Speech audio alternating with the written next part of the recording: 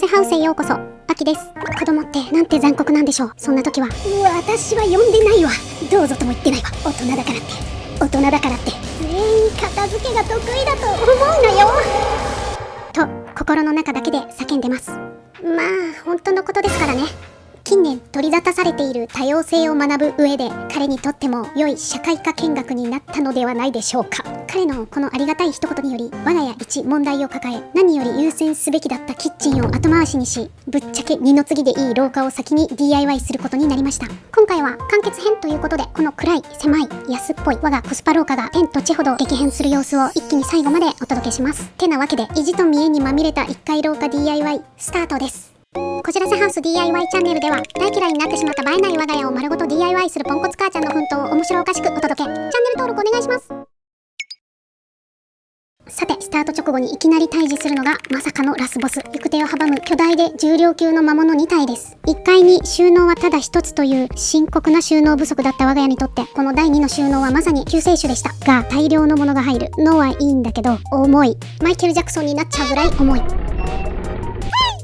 さらにはその重さのせいで廊下にはこんな跡が残ってしまっています。新しく貼る予定の床にまでこんな跡をつけるわけにはいかない。もっと使いやすいパントリーに変身させようというわけで、想像するにはまず破壊から7年使い倒した巨大収納を感謝の気持ちとともに破壊してまいりましょう。さて、思い描く理想のためインパクトを握って立ち向かったはいいけど、何をどうしていいか全くわからないノープランなど素人。でかい、怖い。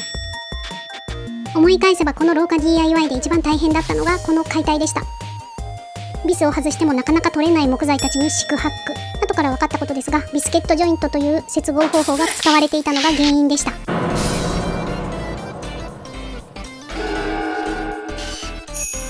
そんなこんなで心折れたり火花を散らしたりご乱心したりしながらもラスボス討伐成功しました。詳しく見たいという既得な方がいらっしゃいましたら、上部リンクから解体本編を見てみてくださいね。続いて玄関横の壁の有効ボードを撤去していきます。ラスボスに比べたらなんてイージーなんでしょう。ビスを外せば取れる、そんな当たり前な世界に帰ってきました。イージーイージー、合わせ回せと調子に乗っていると、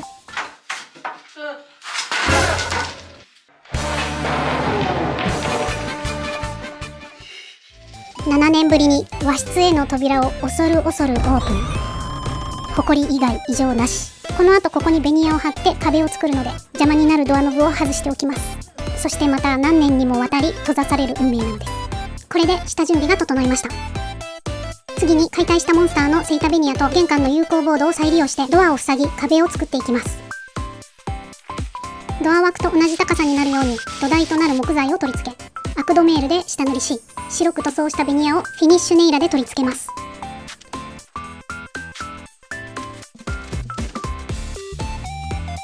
奥には可動棚のレールを取り付けておきます。隙間がかっこ悪いのでコーキングで埋めておきます。これでパントリーのベースが完成しました。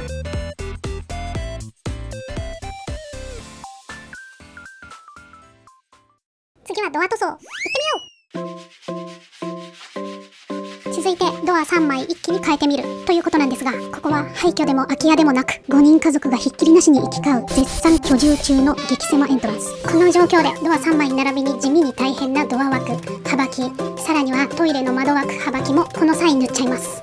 一人でできる気はさらさらしないけどやるしかない、半ばやけくそ状態でのスタートです。こちらが今回塗装する我が家のコスパブラザーズです。長男、次男、三男、コスパ3兄弟。あれ、コスパじゃないやつ混じってる？そう、実は2年前にリビングドアと下駄箱のドアをフライングでリメイクしておりました。約2年で少々年季の入ったこのリビングドアもリペアついでにリベンジ塗装をしていきます。ドア塗装の前に見どころのないくせに地味にめんどくさい幅木とドア枠の塗装を毎度おなじみ40秒でお届けしております。我が家の激狭トイレの養生に四苦八苦した末に片手でマステ貼れるようになった。激狭トイレをありがとうとはならないけどな。広いトイレがいいに決まってる。今回作業量が多いので少しでも楽しようと初めて屋内で密着炉を使用しましたが、その刺激に悶絶。今回まだ GoTo ヘブンしたくなかったので換気をしっかりしました。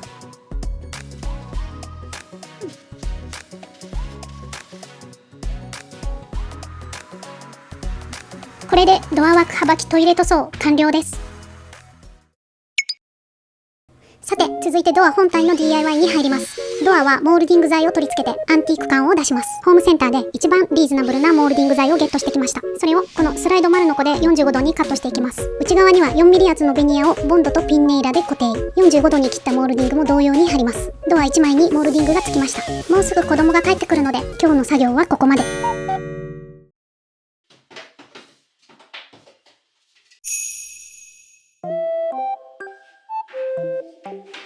はい、実はこの大体取っ手のあたりかなとあまり深く考えずに決めてしまった上下のモールディングの位置、自分の中でこうしたいというイメージがあることに貼ってしまって実物を見るまで気づくことができなかった。材料を買い足したりあるものを無駄にしたくないのでイメージに近づけるには再び切って継ぎはぎするしかない。結構な時間を用意した今日一日が白紙に戻るどころか白紙の方がまだマシ。一歩進んで5歩下がったような状況です。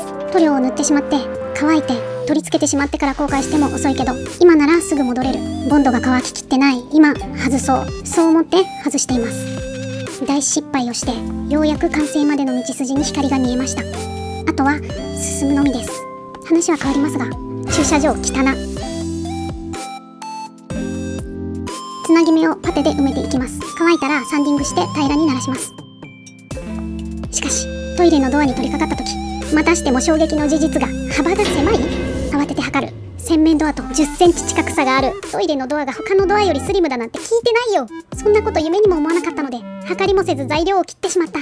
継ぎはぎだけでなく幅も切って狭めなければいけなくなりました。しょうがない。こうして次から次へと降りかかる問題を一つずつ解決して真の DIY ヤーになっていくのかもしれません。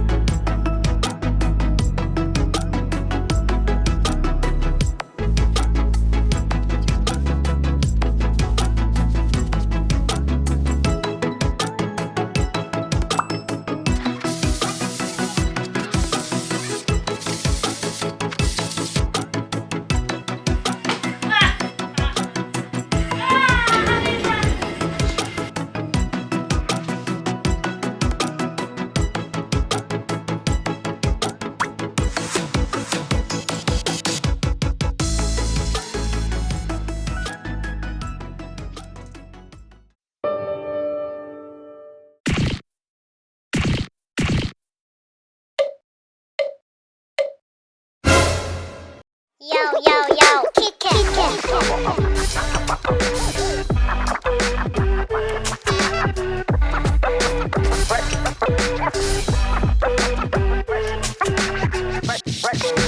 Fresh like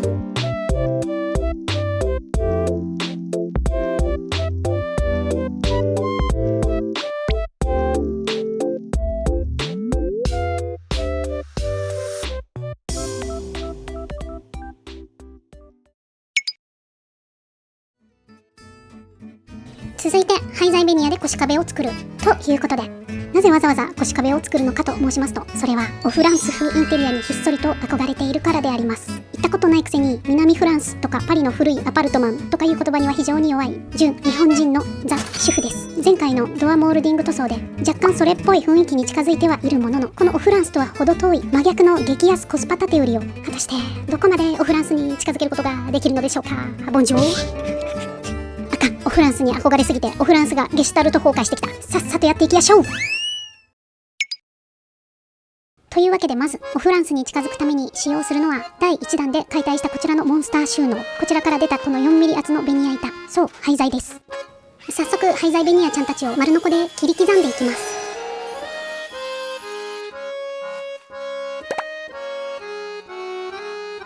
幅 100mm と 75mm に切った同じ長さのベニヤ同士をボンドでくっつけます。これを長辺と短辺合わせて12個作ります。ボンドが乾いたので、このスライド丸ノコでくっつけた板の端を45度に切っていきます。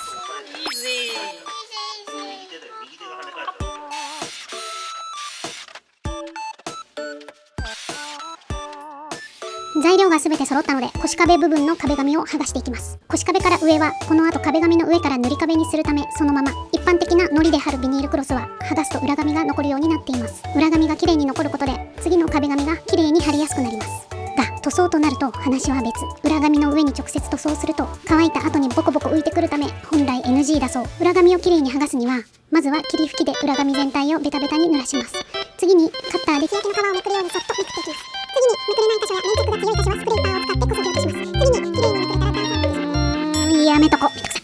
というわけで、ベニヤを貼らないこの真ん中部分は自己責任で裏紙に直で塗装しちゃうことにしました。なぜそんなリスクを冒してまで壁紙を剥がしたかというと、この家中に潔いほどに統一され張り巡らされたこのコスパ模様とおさらばしたかったからだ。キッチンも和室も天井もトイレも洗面所も壁紙全部これ。ここまで来ると逆に気持ちいいわ。取り乱しました。そうこうしているうちに裏紙を残した壁にボンドで加工したベニヤを貼り付ける工程に入っております。ボンドで貼り付けたらピンネイラで仮止めします。順調に進んでいるかのように見えますが、この後割と重大なツケが回ってきます。いつもの悪い癖、後回しのツケです。最後の1箇所にあるコンセントを避けるために材料を切らなければいけないのに後回しにした挙句忘れてしまいボンドまで塗ってしまいました。しかもこの後に及んでまだ後回し。とりあえず先に他の場所をくっつけてピンネイラまで打ってしまっています。それがこの後特大ブーメランとなってぶっ刺さることになります。ボンドが塗ってあるので切りづらい。他を固定してしまったのでめちゃくちゃきつい。全くハマる気配がありません。ここでやらかしたことに気づきますが、この時点ではまだ削ればすぐ入ると簡単に考えています。30分以上削ってもハマらない。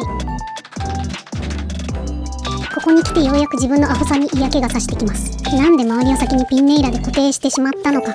せめてボンドだけにしておけばハマったのに。そもそも先に切っておこうよ。後回しにしない。忘れない。いつも子供に口うるさく言ってることなのに、自分が一番できてないって何？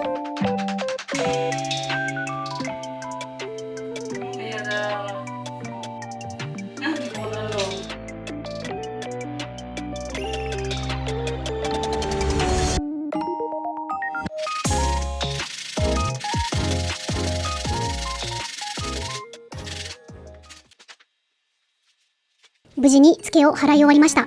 仕上げに見切り剤を取り付けます。こちらはホームセンターで買ってきた立派な幅木 2400mm で1800円ほど。これを見切りとして利用します。古いベニヤなので今回もしっかりアクドメールを下塗りしていきます。アクドメールを2度塗りして乾いたので、まずは余っていた塗料で中塗りしていきます。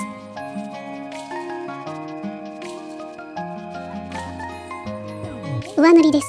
白、黒、ベージュを混ぜた色です。ところでこれオフランスに近づいているんでしょうか。漠然と憧れすぎてよくわかりませんが、まあ気に入ってるのでよしとしましょう。塗装完了後、養生を剥がしたら案の定数日前に塗ったドア枠の塗装が剥がれたので補修します。使うのは普通の水彩用 F で一番細いやつ。ドア枠はサンディングせずに塗装したため剥がれやすいです。塗装からあまり日にちが経っていないためなおさらです。今回は既製品の塗料を調色せず使っているのでいつでもこうして補修できます。これで腰壁完成です。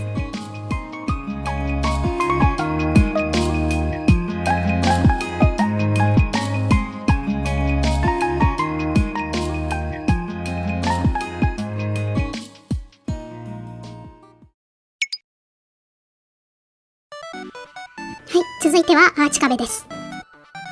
まずはアーチ壁になるメインの材料である 9mm 厚のベニヤ板を寸法通りに丸ノコでカットしていきます。中をなるべく広く使うために壁の厚みは7センチと薄めになっています。続いて今回最難関と思われる R 部分のカットに入ります。このトリマーを細長い端材ベニヤに固定し、コンパスで円を描くようにベニヤを半円形に切っていきます。いざ一刀入魂といきたいところですが、厚めのベニヤなので2回に分けて切ろうと思います。はじめは 2mm ほど掘ってみます。ピットを深く調節して2回目、綺麗な半円ができました。準備は大変だったけど、いざ切るのは一瞬で思ったより全然簡単。これはいい。2枚目も難なくクリア。続いては壁の中身、ベニヤを支える柱をカットしていきます。廃材の 2x4 材を壁の厚さに合わせて14個カットしました。これをアーチベニヤにボンドでくっつけます。この 2x4 材と壁をビスで留めてアーチを固定していきます。いざ。はい、もはやこじらせあるあるではないでしょうか。間違えました。先にベニヤに柱を全部留めちゃったけど、これだとインパクトが入らない。そうじゃなくて、この両脇の柱を先に壁の下地にくっつけてから、その柱に R ベニヤを取り付けるが正しい手順でした。ちゃんと調べてやらないからこのようなことが起きるのです。説明書もちゃんと読まずに間違えるタイプ。しかしこじらせ工務店、これ式ではもはやノーダメージであります。ボンドと木材をひっぺがすのも慣れたもんです。サクサク剥がしてさっさと壁に柱をくっつけやしょうと思ったら、何これ、硬っ。全然ビス入らない。めちゃくちゃ硬い。加えて位置が上すぎて力の入れ方がわからない。中途半端な力でインパクトを空回りさせてビスを舐めまくり、どんどんハイビスが誕生していく。なんとか四苦八苦して片側はくっつけることができました。とりあえず道具のせいにしたド素人モヘアンに本物のインパクトを急遽借りました。これでいけるはずやってあれ、ちょっと待って、重い。パワーの源であるこのマキタ 18V 純正バッテリーが異常に重い。持ち上げてキープするのが精一杯。再び空回る。この辺りでド素人は気づく。いくらパワーのある道具があっても、扱う人間にパワーおよびセンスがなければ意味がないということに。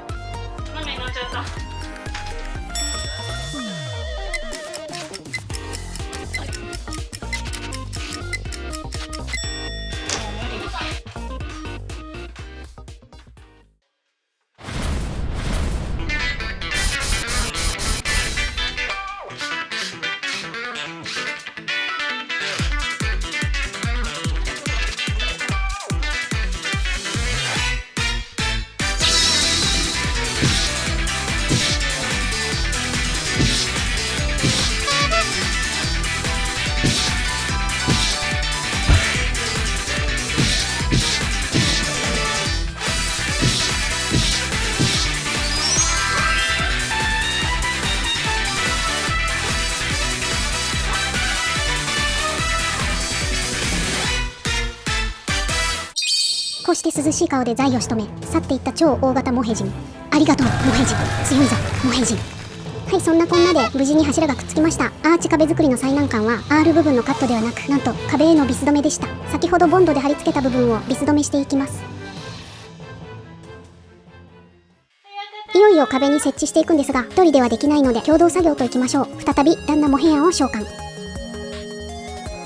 モヘヤンがおパンツ姿で登場したその時、なんとカメラのバッテリー切れ、もしくは見苦しい姿を自動でカットするというカメラ側の最新の機能なんでしょうか。おパンツおじさんのせいで一番の見どころが綺麗にカットされ、アーチの設置が完了してしまいました。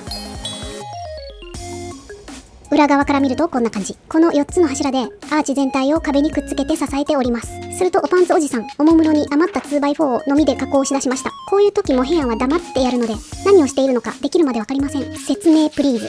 そしてズボンもプリーズ。どうやらこのままではアーチの裾部分が止まらないと判断し、斜めの柱を作ってくれていたようです。こういうのをさらっと作れるのがすごいですね。ズボンは履いてませんけど、裏側のベニヤも取り付けます。ようやく終わりが見えてきました。最後の工程です。アーチ部分に 4mm 厚のベニヤで蓋をします。薄いのでベニヤを切る方向に注意すればこんなに綺麗に曲がってくれます。ボンドを塗った土台にビスで留めていきます。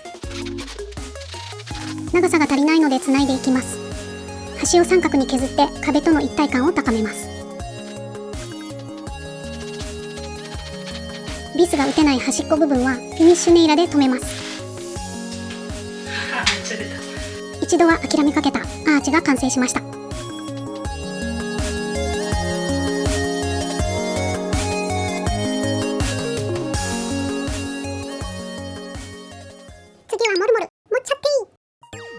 して壁です。壁を何とかしましょう。今日こそこの激狭玄関並びに激狭廊下のコスパ壁紙の息の根を完全に止めていきたいと思います。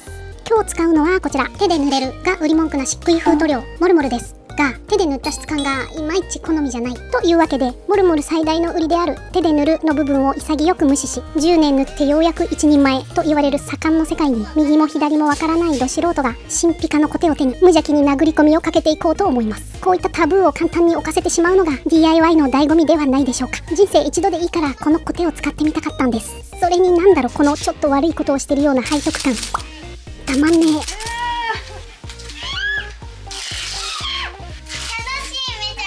とはいえ、子供たちは手で塗りたいとのことなので、子供たちにはまず気の済むまで塗ってもらって、仕上がりにはこだわりたい私が塗ったそばからコテで手の跡を消すというちょっと切ない方法を採用。さあ子供たち、思う存分塗りたくれと思ったら、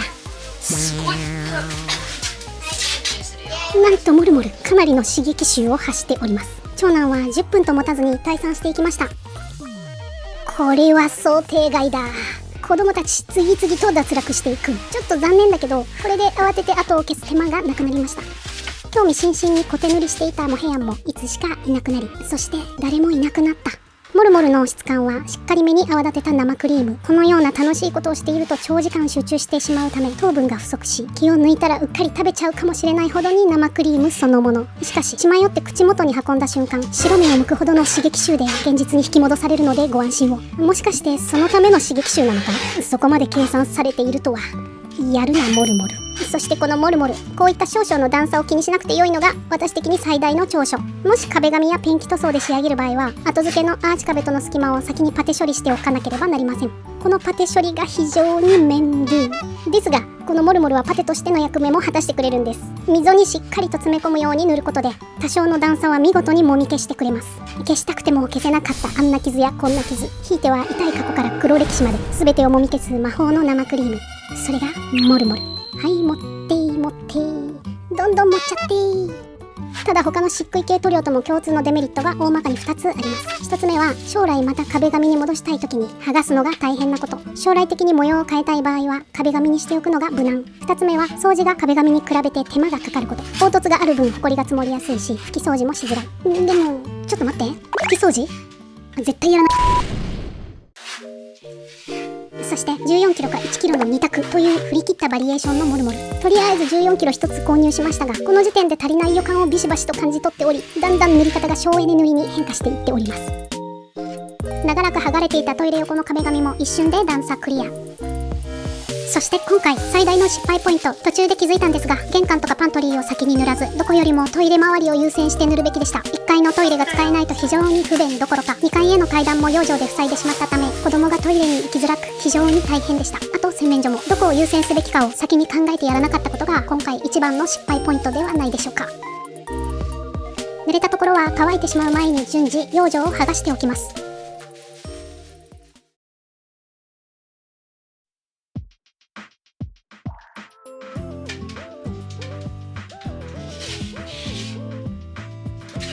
休憩に入った嫁に代わり、旦那モヘヤン出動です。腰壁上の一番メインの壁面を最後に塗っていきます。はい、ここでなんとモルモル底をつきました。メインの壁 1,2 平米を残し、後日買い足して塗ることになりました。ホームセンターで1キロのモルモルを買い足しました。生き別れの親子が感動の再会を果たしました。想定はしていたけれど、それにしても1キロの少なさに驚愕。なんとしてでもこれ以上買い足したくない。今までに増して究極の節約塗りをしていきます。メインの壁なのにケッチケチの極薄塗り。これが計画性のなさがもたらす末路なんでしょうか。しのぶの言っててもしょうがない。とにかくこの1キロで他の壁と遜色なく仕上げてみせる。ここで1キロの坊やも底をつきました。足りても足りなくてもこれで終了。果たしてどんな仕上がりになったのでしょうか。ビフォーアフターはまた後ほど。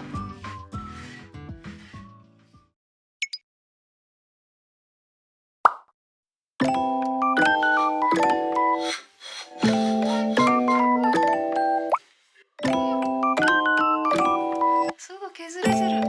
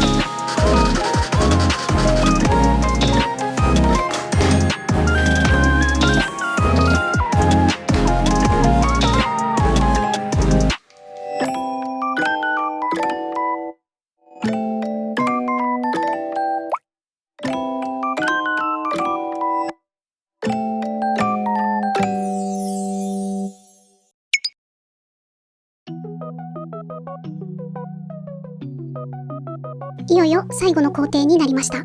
オープンシェルフを取り付けて方々に散りばめられた中身をおしゃれに収納していきたい所存であります。まずモンスター収納の前面に貼ってあった立派な板をカットしていきます。これを棚板として再利用します。ここでなんと部屋は物で溢れているのに友人関係は超ミニマリストな私、秋の唯一のママ友が手伝いに来てくれましたよ。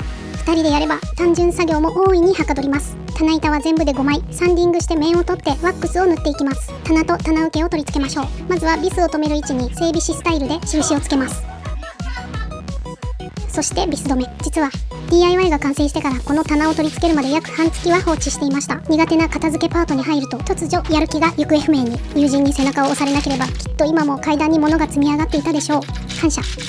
また長い動画をここまで見てくださった視聴者さんにも感謝いたします。本当にありがとうございます。あと残り4分お付き合いお願いします。そしたら最後に衝撃の予告が見れるかも。急に生活感出た。